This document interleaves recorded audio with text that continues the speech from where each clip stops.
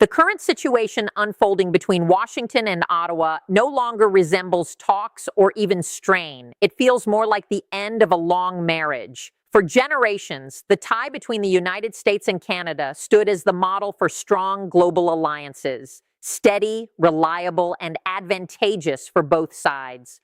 But that mutual advantage came to a halt this afternoon. Donald Trump attempted to pressure Canada, assuming he could rely on the familiar approach, treating the neighbor as the agreeable sidekick that always yields under pressure from the capital. He got it wrong. Prime Minister Mark Carney showed no hesitation, offered no delays, and dispatched no quiet representatives to Florida for private discussions. Instead, he took a step unprecedented among recent Canadian leaders. He informed the American president that Canada has stopped seeking approval. The consequences of that declaration are already spreading across bond markets, forex trading, and likely reaching into personal investment accounts. Trump appears furious. The White House staff is scrambling to contain the damage, while commentators pursue the incorrect narrative. Over the coming minutes, I'll explain precisely what changed, which side showed weakness first, and why the alliance everyone took for granted has now broken apart. Let's cut through the noise and review what actually occurred over the past 3 days.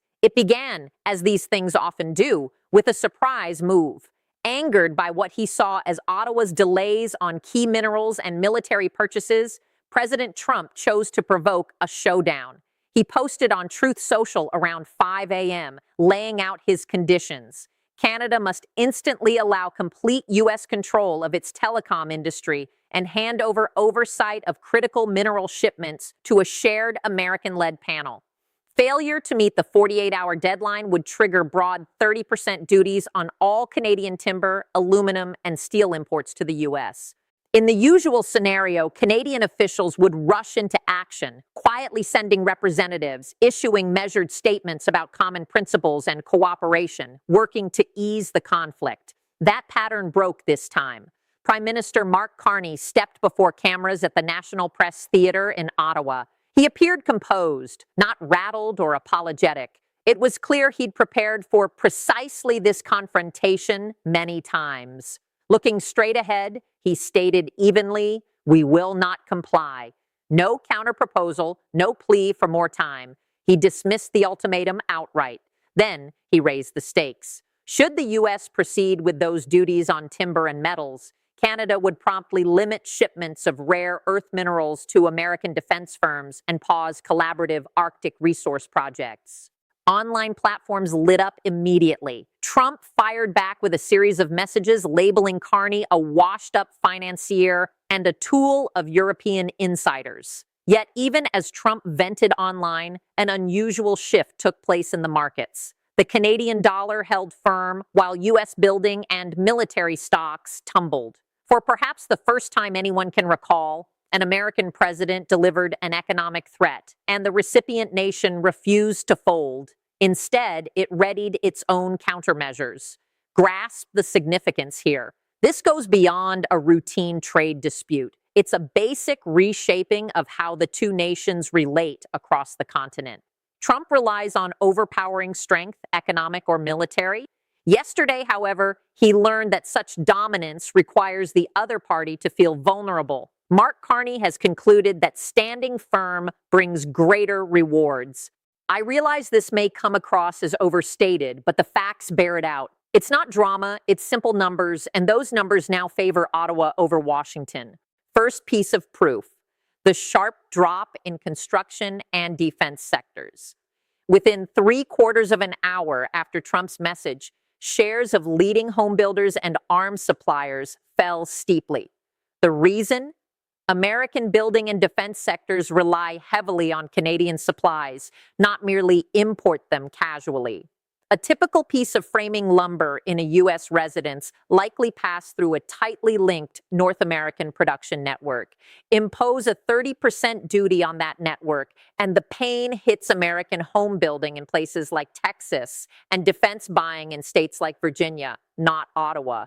Contacts within large defense companies report urgent efforts to find substitute sources for vital minerals ahead of any cutoff. They recognize something Trump seems to overlook. Producing an F-35 requires Canadian nickel and cobalt. There's no alternative.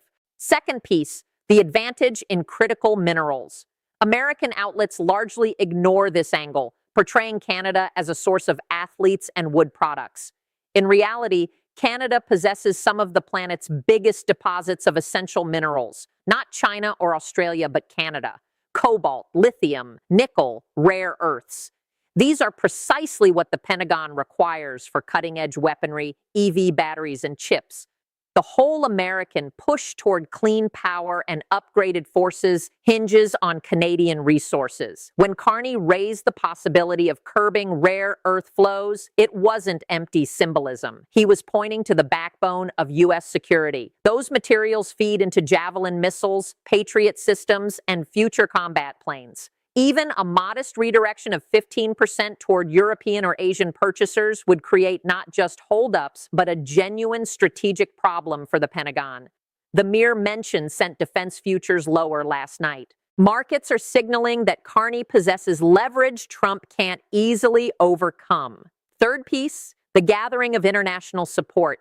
Trump often brushes off Carney as an elite globalist, which is fair given his past roles leading the Financial Stability Board and heading major central banks. He maintains connections in Frankfurt, Geneva, Singapore, and beyond. That network proves powerful now. As Trump traded barbs online, reports indicate Carney reached out not to Foggy Bottom, but to leaders in Berlin, Paris, and Canberra. He's assembling a group response. Initial versions are emerging of a shared critical minerals protection arrangement involving Canada, the EU, and Australia, explicitly aimed at reducing reliance on American dominance. The contrast is clear. Trump targets one nation after another. Carney builds interconnected defenses against economic pressure. He draws on his reputation to steady investors and casts Trump as the source of uncertainty. The proof shows it's effective. The S&P 500 lost 500 points yesterday, while Toronto's index edged higher. Capital worldwide prefers Carney's steadiness to Trump's aggression. So what explains this? How does the globe's strongest figure struggle to cow a nation with barely a tenth of its people? Trump has worn out his usual tactics and become trapped by them. We've witnessed this style earlier, disruptive in 2018, forceful in 2025. Now it's predictable. His strategy counts on sudden, loud pressure, leading to quick submission, delivering a fast win to rally supporters.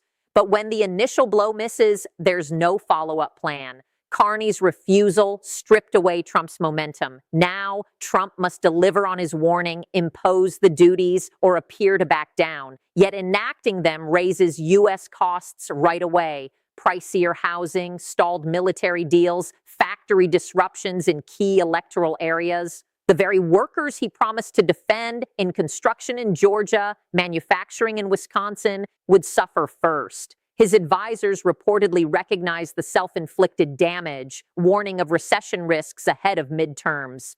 But pride prevents retreat. Withdrawing would make him look beaten by an Ottawa economist. So he amplifies the drama, attacking Carney's background, floating NORAD withdrawal, hinting at visa curbs on Canadians. It's distraction, the noise of someone who fired a shot and found the barrel aimed backward. Escalation is his only mode. You're seeing someone treat world affairs like an aggressive buyout. In business, you can dismiss staff and move on. In neighboring countries, you can't dismiss the one next door. Canada isn't moving away. The frontier stays fixed. Trump battles basic geography, and greater force only isolates him further. The National Association of Manufacturers issued no endorsement of the president, instead a warning about severe supply disruptions. GOP senators from border and resource-heavy states stay quiet, aware their local economies intertwine deeply with Canada. Trump stands alone on an island built from posts and penalties, and the water is rising. Now consider Mark Carney. If Canadian affairs aren't your focus, he might seem like another functionary or moderate expert. That view underestimates him seriously. Carney thinks in systems, designs responses to crises, and has built a career guiding economies through predicted disasters via precise choices. He led the Bank of Canada safely through 2008 with no major collapses. He guided the Bank of England amid Britain's roughest economic stretch. He excels at calming frantic markets with unflappable presence. Observe his press conference manner: minimal gestures, steady voice, charcoal attire, clear data-backed points. He's intentionally presenting himself as the composed figure amid chaos. Globally, that carries huge weight right now. Europe feels worn out, the Indo-Pacific uneasy, bond traders desperate for predictability. Carney supplies that reliability, assuring everyone Canada upholds deals, respects rules, and acts maturely. In doing so, he turns Trump's antagonism into an asset for Canada. Each Trump outburst makes Carney appear more trustworthy. Each disruption to trade routes positions Carney as defender of orderly commerce. This is textbook uneven competition. Canada can't match U.S. scale economically or militarily, but Carney knows victory doesn't require direct dominance, just making continuation too expensive for the opponent. He applies targeted pressure on vulnerable spots, specific industries in specific districts Trump must protect. It's surgical, not blunt. Carney also masters timing. Trump runs on short political clocks, elections, polls, immediate headlines. Carney plays long-term. Holding steady lets America's internal tensions build until yielding becomes inevitable. It's a test of staying power. One side swerves erratically, honking. The other maintains course, speed steady, eyes forward. Which ends up off track? Why does any of this affect you? Perhaps you're tuning in from North Carolina, Arizona, Michigan, or even London or Sydney, thinking it's distant drama unrelated to everyday concerns. That's incorrect. This shapes prices across your life. The North American economy functions as one linked system, constructed over 30 years to run as a unified whole. Production isn't isolated to one country. We build across borders.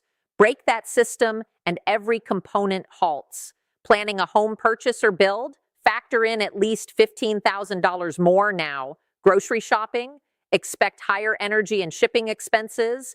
Lifting costs for staples like bread and formula. Involved in defense or high-tech manufacturing. Anticipate holdups and paused agreements. Beyond finances, a larger shift is underway. The erosion of presumed U.S. authority. For decades, a presidential order prompted automatic Western alignment.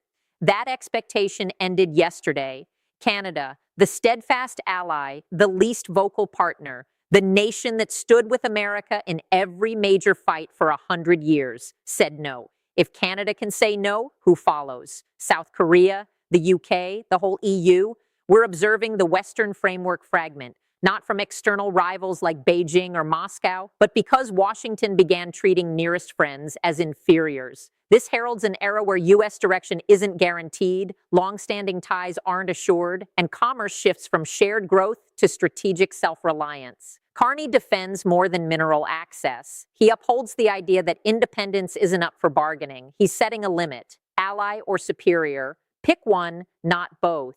Where does it lead? This aspect should concern you most because typical clashes resolve discreetly. Back-channel agreement, ambiguous wording, mutual victory claims. Trump rejects quiet fixes after public challenge. Carney can't retreat after betting his credibility on defiance. 3 paths lie ahead. Scenario 1, prolonged deadlock. Trump applies the duties. Canada counters on minerals and power. Cross-border trade grinds slower.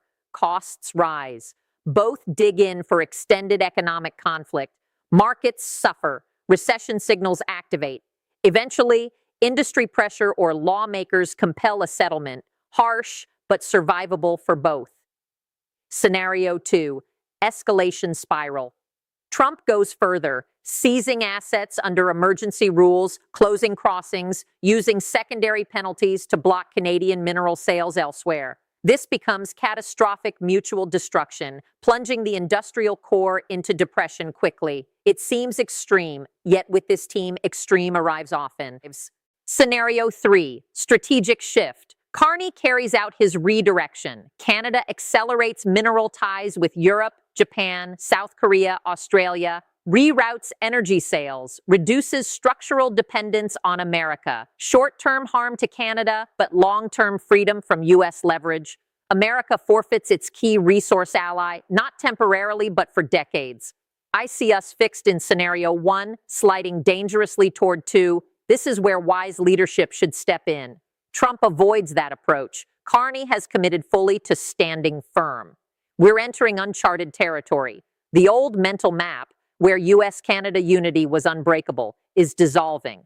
Carney proved a superpower can be confronted with the correct assets. Confronting one, however, extracts costs, and soon everyone will feel them. The real issue isn't incoming hardship, it's who yields first. Do you view Carney as safeguarding Canada's independence for the coming century, or risking it all on a losing position? Share your straightforward take. Is this the end of the shared continental bond, or the jolt that compels Washington to respect partners? Leave your views below. I review them all. And for insight into market reactions when trading begins tomorrow and expect sharp moves, hit subscribe. You'll want the updates. The ground is moving. Keep watching.